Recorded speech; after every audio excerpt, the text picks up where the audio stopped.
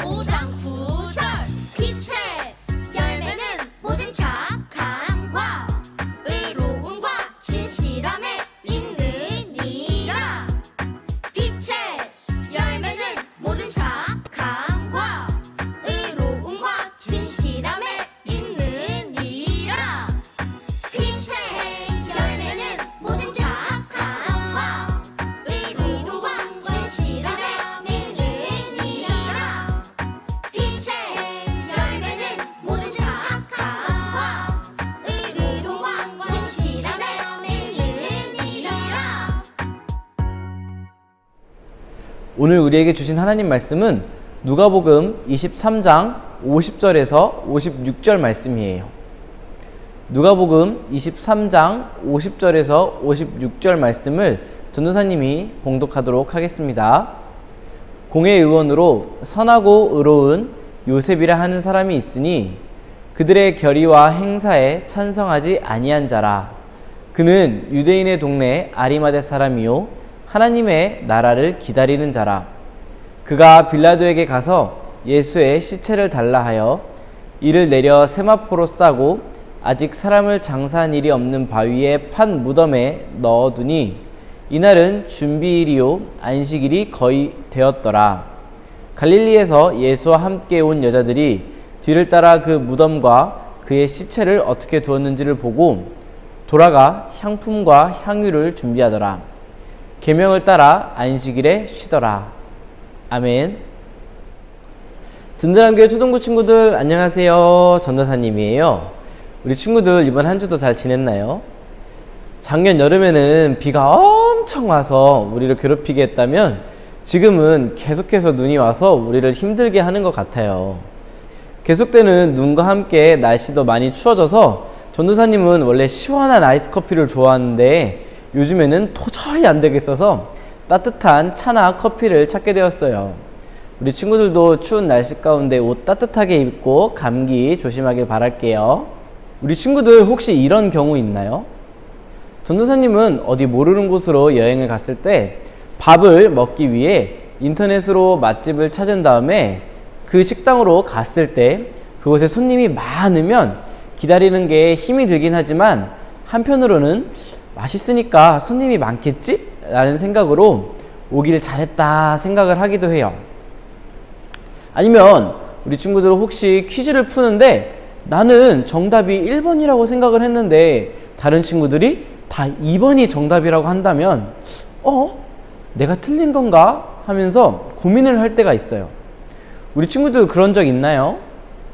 이렇게 많은 사람들이 모였을 때 나의 의견과 생각보다는 많은 사람들의 의견이나 생각을 따라가게 되는 현상을 군중 심리라고 해요. 오늘 성경 이야기에서도 군중 심리와 관련 있는 사건이 벌어져요. 당시 힘과 권력을 누리던 바리새인과 서기관들은 깜짝 등장한 예수님의 모든 행동들이 마음에 들지 않았어요. 그래서 그들은 예수님을 죽이기로 결정했고 이때 많은 사람들이 예수님에게는 아무런 죄가 없다는 것을 알면서도 예수님을 십자가에 못 박는 일에 동의했어요. 그런데 모두가 예수님을 죽이자고 말할 때 용감하게 NO! 라고 대답한 사람이 있었어요. 이 사람은 누구였을까요? 바로 아리마대 요셉이라는 사람이에요. 요셉? 어디서 많이 들어보지 않았나요? 하지만 마리아의 남편 요셉과는 이름만 같고 다른 사람이에요. 우리 친구들 착각하면 안 돼요. 아리마대 요셉은 아리마대라는 지역에서 어마어마한 영향력과 부를 가진 사람이었고 백성들의 장로이자 사내들인 공회의 회원이었어요. 사내들인 공회란 유대 사회에서 최고 재판권을 갖고 있던 조직이었고 그러한 공회의 회원이 된다는 것은 도덕적, 육체적으로 흠이 없고 법률, 과학, 언어 등에 능통한 사람이어야만 했어요. 한마디로 모든 것이 다 완벽한 사람이었다는 거예요. 그리고 또 성경은 아리마대 요셉에 대해 말하며 그는 선하고 의로운 사람이었다고 설명하고 있어요. 선하고 의로운 사람? 어떻게 요셉은 이런 평가를 받게 되었을까요? 사내들인 공회원들은 갈릴리 출신의 젊은 선지자 예수를 달갑지 않게 여겼어요. 가난한 갈릴리 마을에서 무슨 선한 것이 나오겠느냐 하면서 그렇게 무시했던 예수가 많은 기적을 일으키며 백성들에게 큰 인기를 얻게 되자 그들은 예수님을 질투했고 예수님을 죽이려고 했어요. 그래서 공회를 열어 모두가 예수님을 죽여야 한다, 십자가에 못 박아야 한다고 의견을 모았어요. 모든 공회원들이 예수님을 처형하고자 결의할 때 아리마대 요셉은 이에 찬성하지 않았어요. 사내들인 공회원으로서 예수님을 지지하는 의견을 말한다는 것은 결코 쉬운 일이 아니었어요. 하지만 선하고 의로운 사람이었던 아리마대 요셉은 자신이 생각한 대로 말하고 행동했어요. 아리마대 요셉의 반대에도 불구하고 예수님은 십자가에 못 박혀 죽으셨어요. 이때에도 요셉은 가만히 있지 않았어요. 그는 담대하고 용기 있게 빌라도 총독을 찾아가 예수님의 장례를 치를 수 있도록 예수님의 시신을 달라고 요구했어요. 아리마대 요셉은 예수님의 시신을 세마포로 싸서 그때까지 아무도 장사 지낸 적이 없는 무덤에 예수님의 시신을 두었어요. 그 무덤은 요셉이 자기 자신을 위해 준비했던 새 무덤이었어요. 이렇게 요셉은 온 정성을 다해 예수님의 장례를 치렀어요. 아리마대 요셉에 대한 이야기는 마태복음, 마가복음, 누가복음, 요한복음 이 4복음서에 모두 기록되어 있어요. 다른 복음서에서 아리마대 요셉은 예수님의 은밀한 제자였고 부자였으며 산헤드린의 유력한 의원으로서 하나님 나라를 기다리는 사람이었다고 기록하고 있어요. 전도사님이 아까 이야기했듯이 당시 산헤드린 공회원이 예수님의 제자가 된다는 것은 있을 수 없는 일이었어요. 왜냐하면 큰 죄인으로 여겨졌던 예수님을 스승으로 모시고 있는 사람이라면 그 역시도 죄인 취급을 받게 되기 때문이에요. 만약 아리마대 요셉이 예수님의 제자였다는 사실이 사람들에게 밝혀진다면 그는 공회원으로서 자격을 박탈당하고 예수님을 대적하던 무리로부터 큰 위협을 받았을 거예요. 그래서인지 아리마대 요셉은 공개적으로 자신의 신앙을 고백하지는 못했어요. 하지만 요셉은 예수님의 처형을 결정하기로 한 공회에서 모두가 예수님의 처형에 찬성할 때 반대함으로써 또 빌라도를 찾아가서 예수님의 시신을 자신의 무덤에 정성을 다해 장사함으로 자신의 의로움과 진실함을 드러냈어요. 우리 친구들 지난주 말씀 기억나나요? 빛의 자녀들의 삶에 맺혀져야 할 열매가 뭐라고 했죠? 오늘 챈트 말씀이기도 해요. 함께 큰 소리로 읽어볼까요? 빛의 열매는 모든 착함과 의로움과 진실함에 있느니라. 아멘.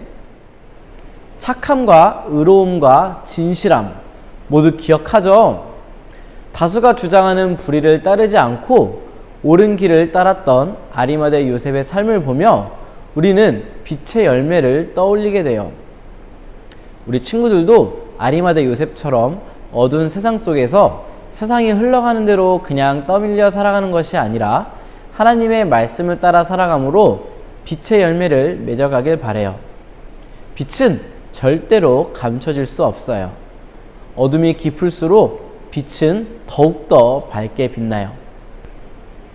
이번 한 주도 하나님께서 우리에게 주신 밝은 빛을 환히 드러낼 수 있는 우리 초등부 친구들이 되길 바라고, 불의를 보며 모두가 yes 라고 대답할 때 no 라고 용기 있게 대답할 수 있는 우리 모든 든든한 교회 초등부 친구들이 되기를 간절히 소망합니다.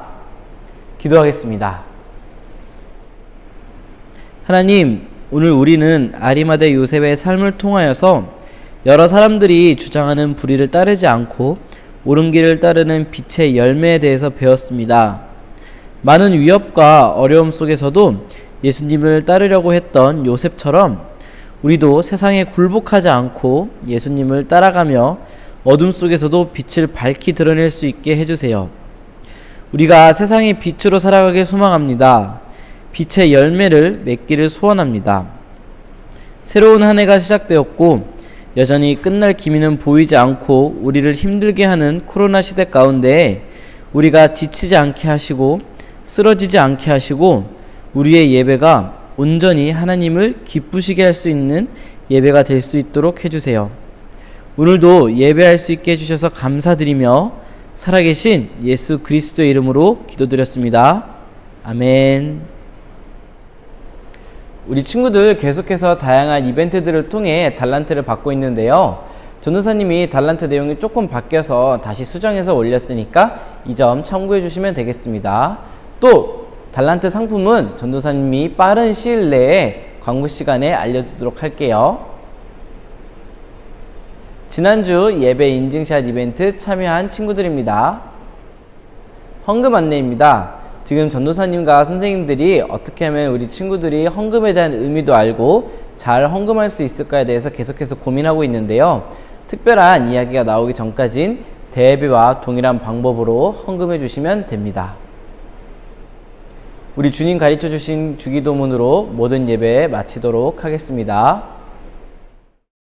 하늘에 계신 우리 아버지, 아버지의 이름을 거룩하게 하시며 아버지의 나라가 오게 하시며 아버지의 뜻이 하늘에서와 같이 땅에서도 이루어지게 하소서.